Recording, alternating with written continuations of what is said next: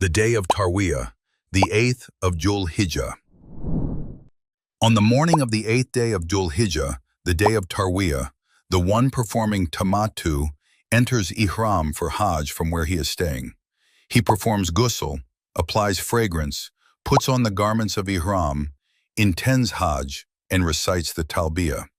As for the one performing ifrad or qiran, he remains in his ihram.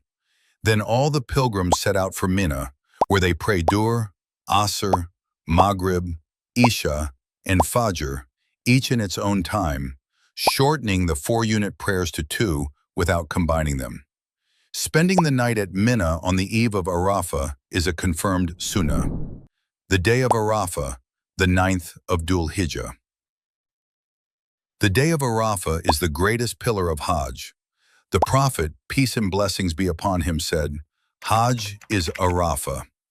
After sunrise on the day of Arafah, the pilgrims move from Mina to Arafah. It is a sunnah, if possible, to stop at Namira until midday.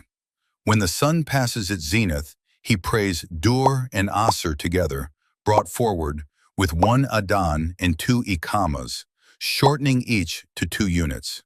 He then devotes himself to supplication, remembrance, and humble pleading before Allah. All of Arafah is a place of standing except the valley of Urana.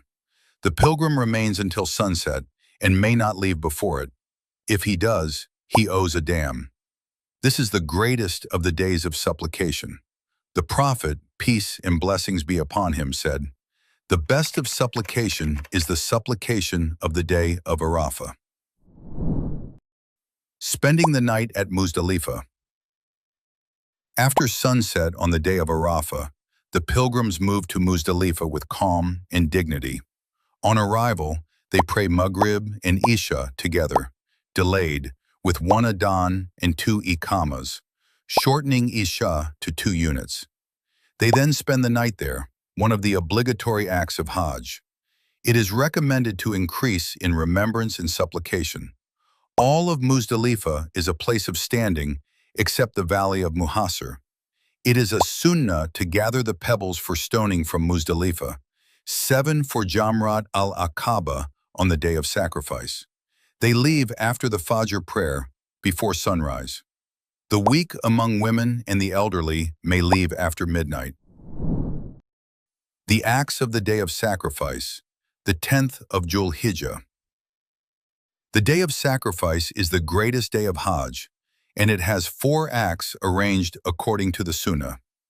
First, stoning the great Jamrat al-Aqaba with 7 successive pebbles, saying Allahu Akbar with each, and stopping the talbiyah as the stoning begins. Second, slaughtering the sacrificial animal, obligatory upon the one performing tamattu or qiran. If he cannot find one, he fasts 3 days during Hajj and 7 on his return. Third, shaving or shortening the hair, and shaving is better for men. With this comes the first release from ihram, so all becomes lawful except intimacy with women. Fourth, the tawaf of ifadah, a pillar of Hajj, followed by the sa'i for the one performing tamattu or who has not yet done it. After it comes the second release, and all becomes lawful. There is no blame if some of these acts are performed before others.